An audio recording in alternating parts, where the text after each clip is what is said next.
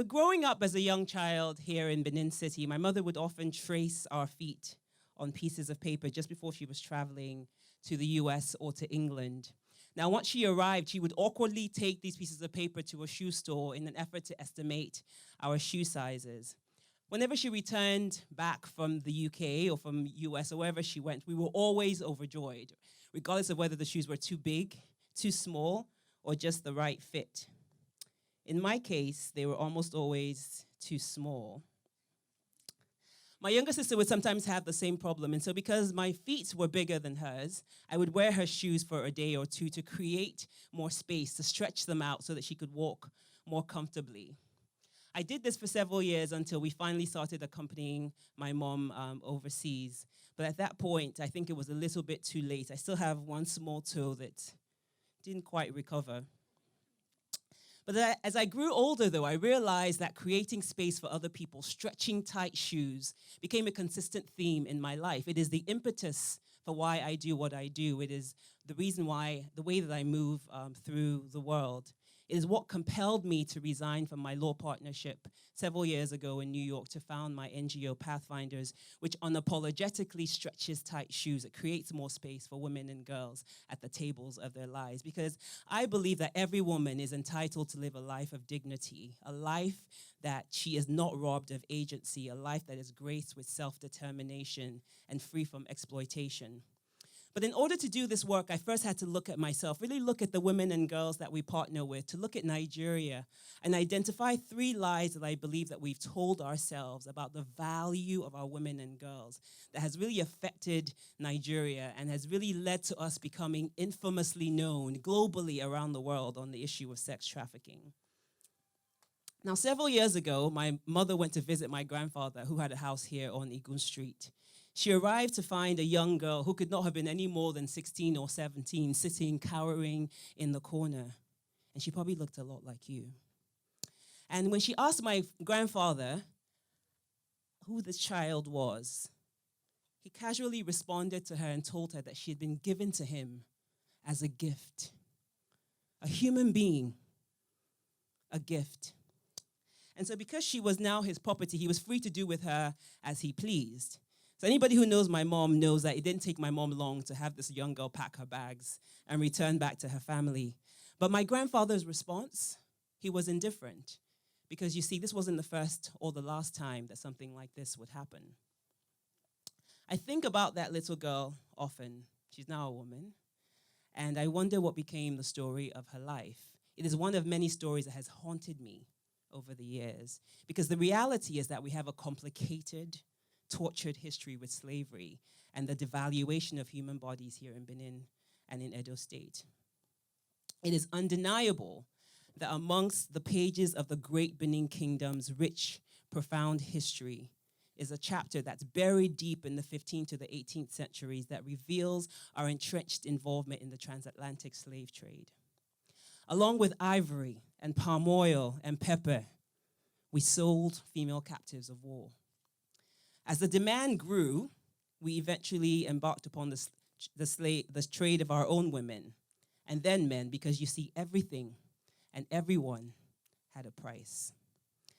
That evaluation and devaluation of our women and girls, the idea of women being sold and bartered, has morphed into various forms over the years, but it still remains prevalent in our society. It is the reason why we're comfortable exchanging our women in marriage for what we refer to as a bride price. It is the reason why, even in 2018, one of our teenage survivors, a young girl who was 17, was utilized as what we did call money wife, when her father was unable to repay a debt to a man 50 years her senior. It is the reason why we're forced to exchange sex for marks in university, #Monica Osaigi, and sex for food in our internally displaced persons camps. Our society has taught us that every woman, every young girl has a price. And so it's no wonder that here in Edo State, many of our impoverished young women have adopted this depraved value system and have started to view prostitution as an alternative to poverty.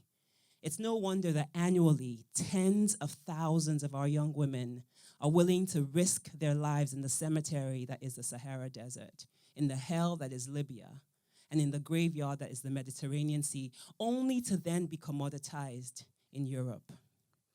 It is, in fact, it's now well documented that over 90%, the overwhelming majority of the women who are trafficked out of Nigeria for sex into Europe are from Edo State. 1 in every 3 of our young women has been recruited. That's 33%. Sex trafficking overseas, particularly when it happens with consent, is highly concentrated here in our home state. And why is that? Why would so many of our young women, even knowing that they're going to be forced into prostitution, volunteer to be trafficked overseas?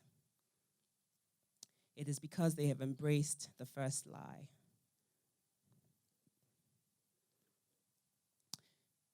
Which is that our sexuality, our value as women, is inextricably tied to our sexuality. We've become enslaved to this idea, to this lie that is literally eradicating a significant portion of a generation of young women between the ages of 15 to 24 in our home state.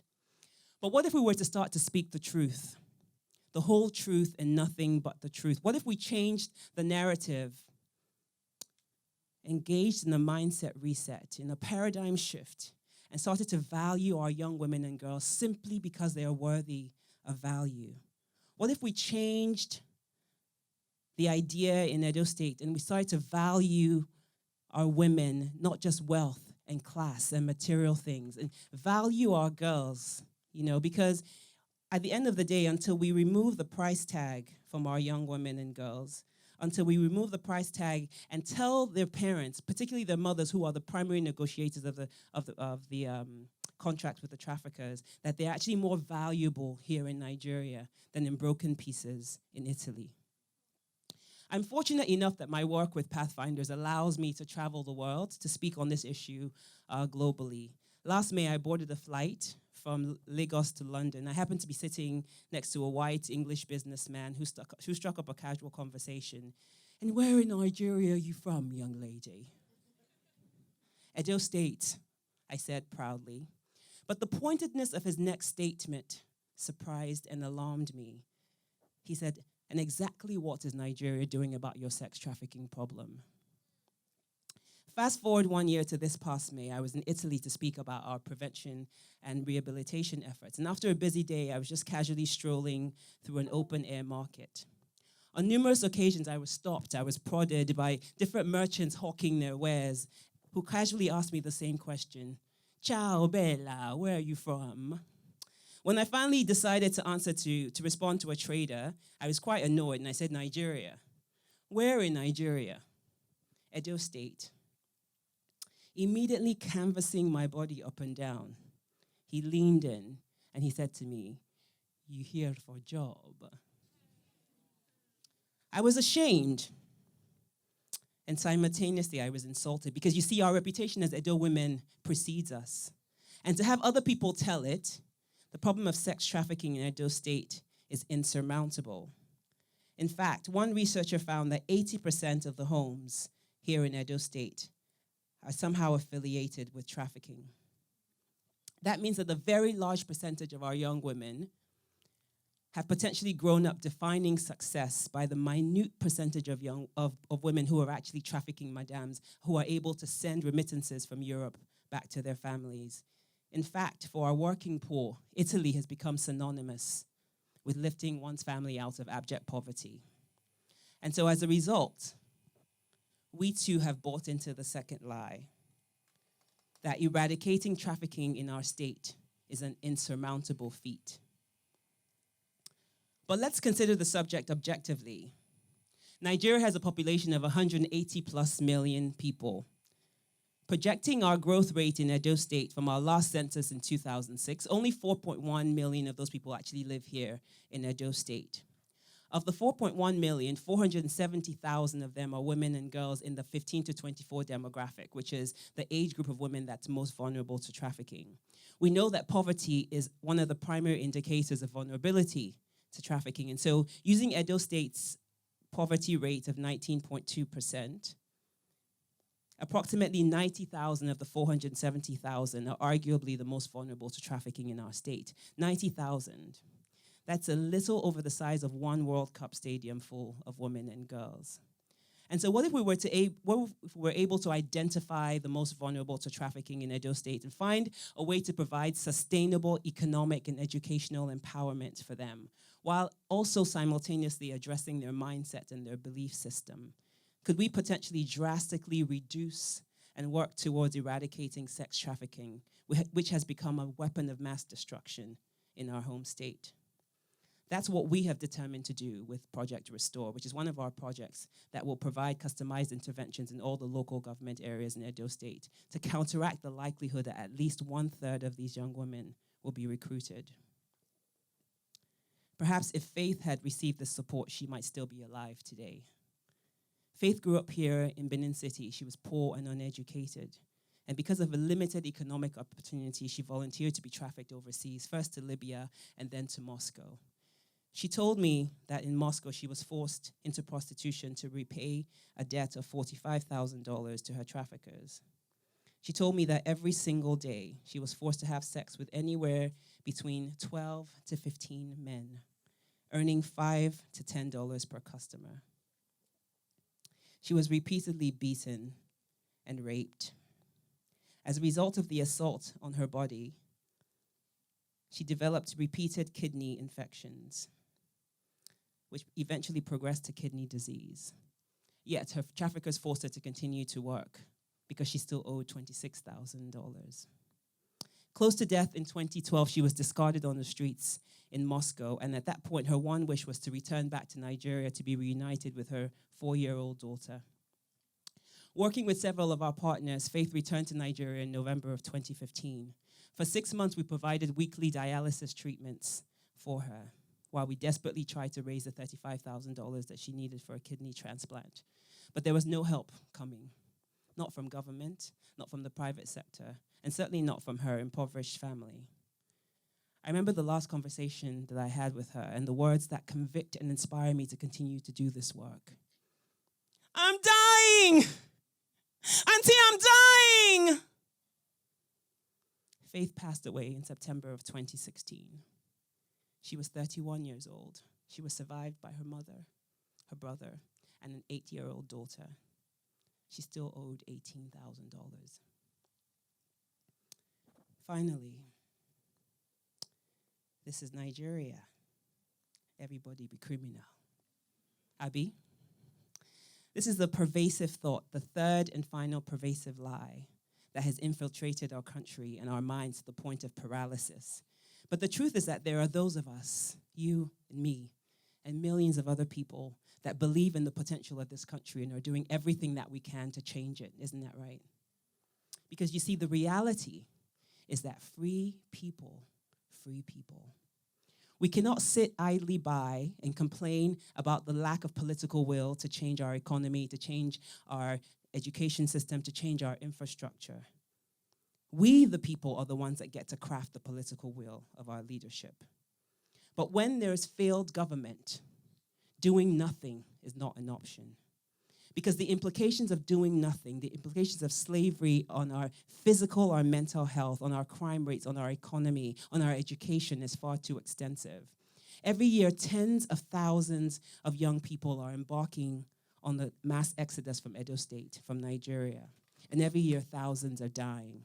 Does anybody remember the 26 Nigerian girls that were found dead at sea in November of 2017?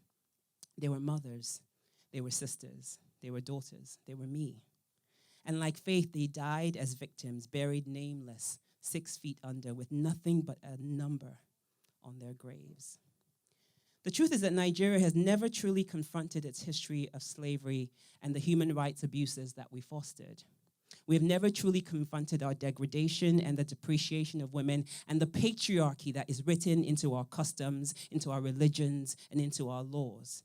We have never opened up our palms to acknowledge the blood on our hands. But your voice will never count if it's not heard. Your intentions will never be known if they're not acted upon. What small step can you begin to take today to change the narrative? As a parent, can you commit to affirming the image and the likeness of God when you see it in your daughter every day? As a man, Will you stand as a gender advocate and teach our young boys that the F word, feminism, is not a dirty word? That women's bodies are not for male consumption, and that their liberation is just as much ours as it is theirs. As a private sector, will you join us in job creation and economic empowerment? Will you help us develop our project Restore? As a Nigerian, will you vote in 2019 for candidates that prioritize people over personal profits and are not just benevolent dictators? Will you commit to using your social media platforms to raise awareness about trafficking? Will you help us? If you see something, will you say something? The time to confront the past, to debunk the lies, and to speak truth to power is now. Because Nigeria awaits, our future awaits. And if you listen closely enough, you will hear the sound of our children beckoning for freedom. Free people. Free people. Will you join us in stretching tight shoes? Thank you for listening.